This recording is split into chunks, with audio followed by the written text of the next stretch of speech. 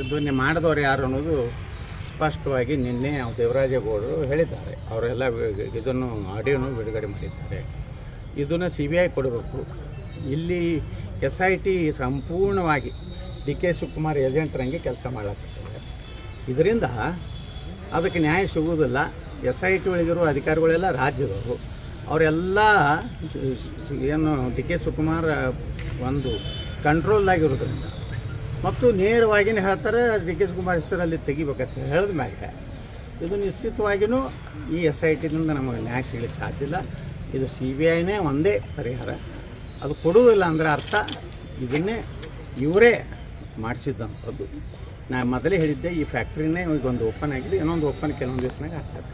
ಚುನಾವಣೆ ಪರಿಣಾಮ ಸರ್, ಚುನಾವಣೆ ಮೇಲೆ ಪರಿಣಾಮ ಸರ್. ನೋಡ್ರಿ, ಇದು BJP 14 ನಮ್ಮ ಲೋಕಸಭೆ BJP ಅದಾವು, ಅಲ್ಲೇನು JDSನವ್ರು ಯಾವೂ ಇಲ್ಲ.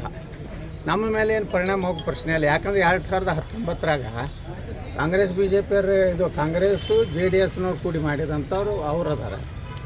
ಅವರು ಏನು ಇವತ್ತು ಮೊನ್ನೆ 24 ತಾಸಿನಾಗ ಆಗಿದ್ದಲ್ಲ, ಅದು 2019ರಿಂದ ಏನಾಗಿದೆ ಅದಕ್ಕೆಲ್ಲ ಕಾಂಗ್ರೆಸ್ಸೇ ಜವಾಬ್ದಾರಿ. Yes thank you.